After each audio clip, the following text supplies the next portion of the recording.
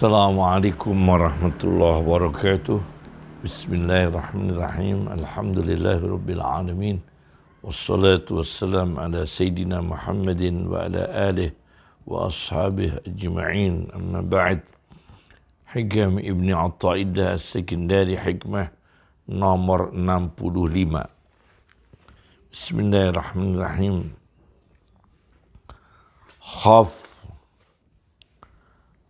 watiya sapa sira, takutlah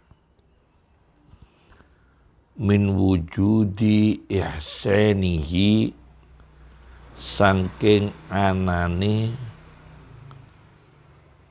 perlakuan baguse Allah, gawe baguse Allah ilaika maring sira. Takutlah, awas, Allah membuat baik terhadap dirimu, diberi nikmat, diberi sehat, diberi kelimpahan harta, diberi kecukupan, diberi keamanan. Tetapi wadawami isaatika, lan langgenge gawe elek sira, tetapi kamu selalu berbuat buruk. Ma'ahu, sertane Allah, atau ma'ahu sertane ihsan, bersamaan dengan Allah membuat baik, memberi rezeki, kamu melakukan dosa. Takutlah, awas, ayyakuna, ing yen to ana, kalau itu terjadi, apa ayyakuna yen to ana, apa ayyakuna yen to ana, apa ihsanihi ilaika wa dawami isaatika ma'ahu, Allah membuat baik, kamu melakukan dosa, keburukan. Ono iku istidraj. Orang Jawa mengatakan ngelulu laka maring sira. Artinya merupakan akan terjadinya makar Allah, yakni Allah membalas makar manusia tadi secara pelan-pelan. Allah mengazab manusia tadi secara pelan-pelan. Sanastadrijuhum min haitsu la ya'lamun. Istidrajan iku istidraj, diperdaya secara pelan-pelan laka maring sira. Sanastadriju, bakal ngelulu sapa ingsun Allah, bakal ngelulu sapa ingsun Allah, bakal ngelulu hum ing mukazzibin, orang-orang yang mendustakan Allah. Hum ing mukazzibin, orang-orang yang mendustakan ayat-ayat Allah, akan aku perdayakan pelan-pelan, akan aku azab secara pelan-pelan, akan aku musnahkan secara pelan-pelan. Min haitsu la ya'lamun, saking sekirane orang ngerti sapa mukazzibin, saking sekirane orang ngerti sapa mukazzibun, atau kalau Al-Qur'annya wa may yukazzibu, ya, maka diisim fa'ilkan al-mukazzibun atau al-mukadzibin. Ini terdapat di Al-Qalam, surat Al-Qalam ayat 44. Min haitsu la ya'lamun, saking sekirane ora mengerti sapa orang yang mendustakan.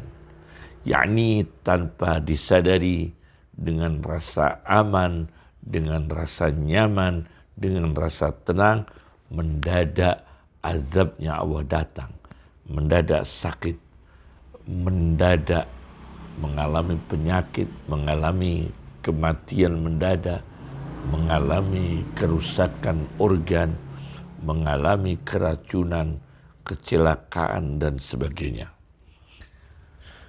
Dalam Hasyiah Tafsir Jalalain, namanya Hasyiah Tafsir Ar-Rafidin, yang dikumpulkan Muhammad bin Nasr Abi Jabal Ar-Rafidin. Ini jilid 37 halaman 191. Ada tafsiran begini: lam nu'aqibhum fi waqti mukhalafatihim. Aku tidak menyiksa mereka di waktu mereka berbeda dengan Allah. Fayastayqidu, maka mereka bisa sadar. Jadi ketika mereka maksiat, ketika mereka dosa, adab tidak disegerakan. Bal amhalnahum, justru aku memberi tempo waktu kepada mereka. Wa madadna lahum, dan aku panjangkan kepada mereka fin ni'am, di dalam kenikmatan-kenikmatan, hatta zala anhum khatirut tadbir, sehingga hilang dari mereka fikiran, kesadaran mengatur, yakni tidak terfikir sholat, tidak terfikir zakat, tidak terfikir taubat. Fakanu muna'amin fid dhahir, maka mereka secara lahiriah bergelimpang nikmat. Mustadrojin fil haqiqah, hakikatnya mereka menunggu waktu, menunggu tempo waktu yang akan dimusnahkan Allah. Mereka itu kapan waktu datangnya? Mereka tidak sadar. Mustadrojina fil haqiqah. Ini di dalam kitab Rafidin jilid 37 halaman 191 Hasyiah Jalalain. Di antara contoh istidraj kasus 1,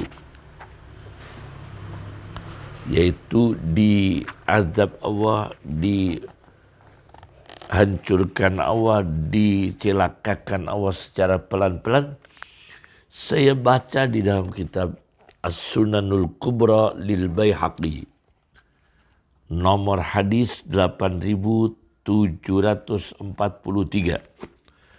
jilid 6 halaman 452.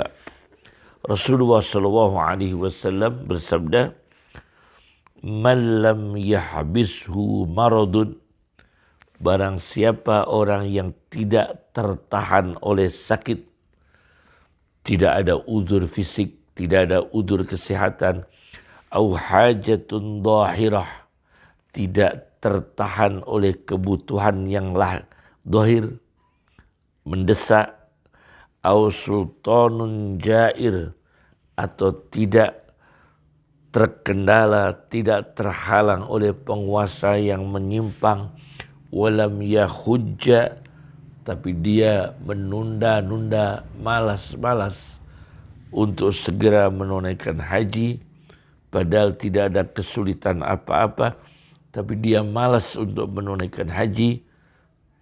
Faliyamut, secara rezeki cukup, secara kesehatan cukup, secara administrasi mudah, birokrasinya mudah, kok tidak segera haji? Faliyamut insya'a yahudian, maka hendaklah dia mati kalau dia mau. Bisa terjadi mati Yahudi, au Nasranian, atau mati Nasrani. Nauzubillah min dzalik. Ini istidraj, dilulu Allah menunda-nunda ibadah dalam keadaan nikmat. 1. Kasus kedua, Saya baca di dalam kitab Nihayatul Dhalimin karya Muhammad Mutawalli Sya'rawi, yaitu bersenang-senang dengan penistaan agama. Itu juga berbahaya. Kalau dia bersenang-senang tidak menistakan agama, mungkin beda agama, ya tetap secara teologi orang kafir dikekalkan oleh Allah di dalam neraka apabila matinya su'ul khatimah, mati musyrik, mati kafir. Nah, ada lagi orang yang diadab oleh Allah, disegerakan di dunia. Seperti kasus di kitab Nihayatul Dhalimin, berakhirnya orang-orang zalim, karya Muhammad Mutawalli Sya'rawi di halaman 78, di mana kaumnya Nabi Saleh yang menyembelih onta mukjizat Nabi Saleh, setelah mereka menyembelih onta betina Nabi Saleh alaihi salatu wassalam, fa'aqaruha, maka mereka menyembelih onta betina Nabi Saleh, onta mukjizat yang keluar dari batu. Faqala, maka Nabi Saleh mengatakan, tamatta'u fi darikum salasata ayyam, maka kalian bersenang-senanglah di kampung-kampung kalian, di rumah-rumah kalian, di pemukiman-pemukiman kalian, salasata ayyam, di dalam rumah-rumah kalian 3 hari bersenang-senang. Tapi setelah 3 hari itu, zalika wa'dun ghairu makdzub, akan datang azab Allah yang telah dijanjikan oleh Allah dan tidak mungkin Allah berbohong atas janjinya dan ancamannya. Ghairu makdzub, tidak mungkin didustakan oleh Allah. Maka adab datang. Tapi ada satu orang namanya Abu Rughal. Abu Rughal ini kaum Samud, tapi tidak segera mendapatkan adab. Lainnya sudah terkapar, tewas semua. Yang diadab oleh Allah kaum Samud itu hanya Abu Rughal. Kenapa Abu Rughal? Wa kana yakhujju ila baitillah, karena dia pergi haji ke Makkah Mukarramah, ziarah ke Ka'bah. Nah, karena orang kalau masuk Masjidil Haram diamankan oleh Allah, fahuwa subhanahu wa ta'ala awla bi ayyu amina man dakhalal baital haram, maka dia Allah lebih berhak dengan membuat aman orang yang masuk di Baitul Haram, Al-Baitul Haram. Maka batu yang dijatuhkan Allah untuk menjadi penyebab kematiannya Abu Rughal ini sementara tidak mengejar Abu Rughal di Mekah, karena Abu Rughal sedang pergi ke Makkah, ke Ka'bah. Maka batu itu tertunda.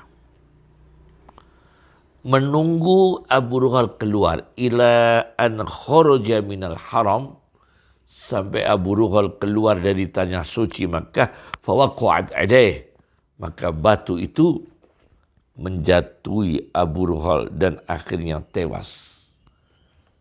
Kesenangan, bersenang-senang setelah penistaan agama, membunuh onta mukjizat Nabi Saleh, bersenang-senangnya 3 hari, kemudian datang azab Allah. Ini kasus 2. Kasus 3.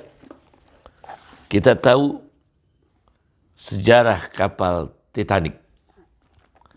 Saya baca dalam sebuah karya ilmiah berjudul Dairatul Ma'arifil Qarni Al-Ishrin, ensiklopedi pengetahuan-pengetahuan abad 20.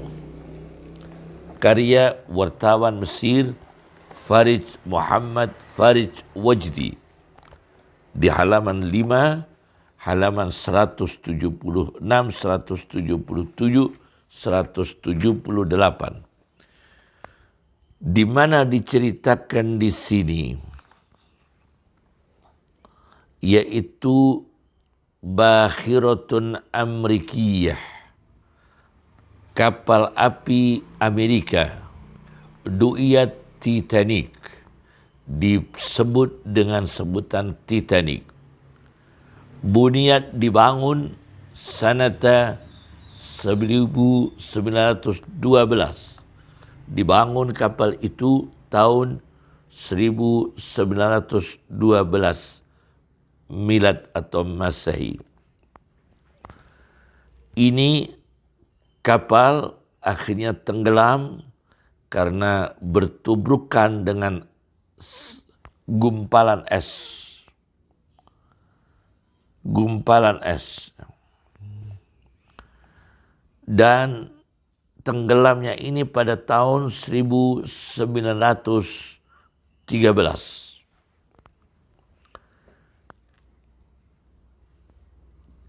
Daya bobot kapal ini kana mahmulu hadhihi safinah 66 alfi ton, yaitu 66.000 ton.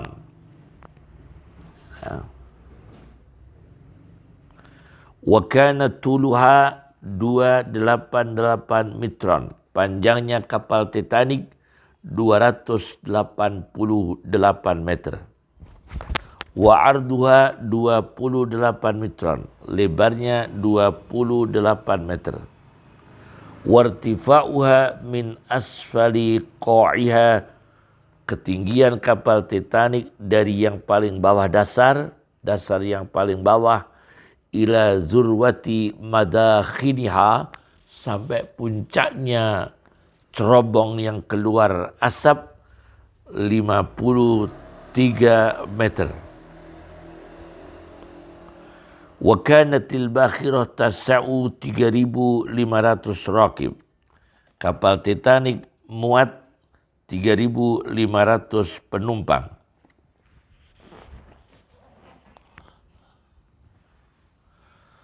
Wa yumkinu li 1,500 sahsin ay yatanawalu fiha at-ta'am daf'ah wahidah. Dari 3.500 penumpang ini, daya tampung makan, sekali makan itu ruangannya cukup menampung makan 1.500 orang. Dalam waktu yang bersama bisa di tempat makan itu 1.500 orang.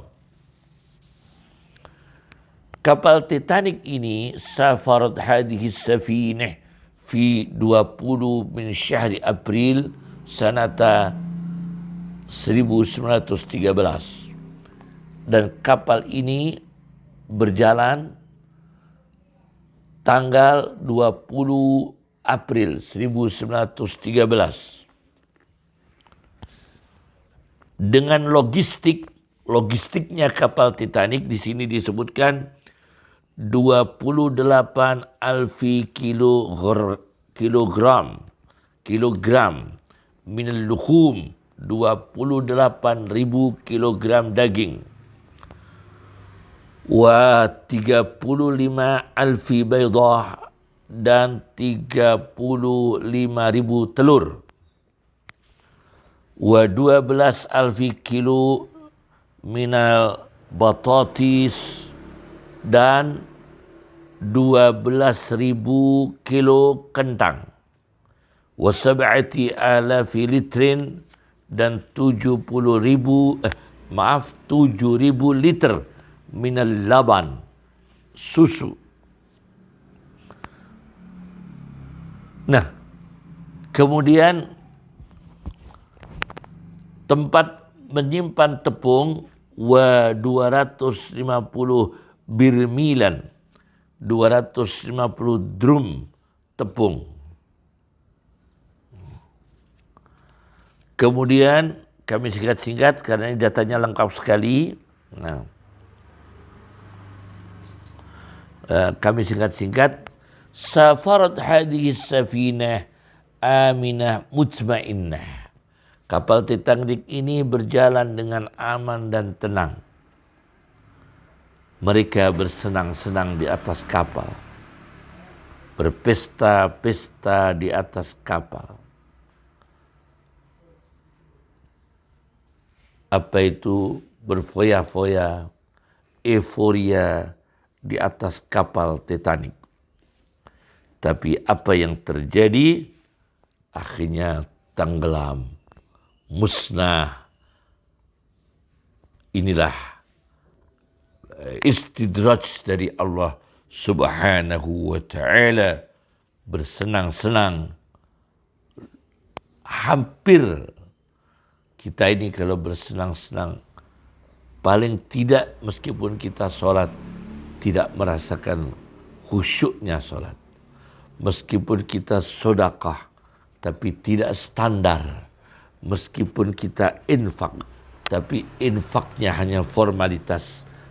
Tidak menumbuhkan perasaan empati dan perasaan rahmah, kasih sayang kepada manusia, solidaritas, empati, apalagi altruisme, yaitu mementingkan orang lain daripada diri sendiri.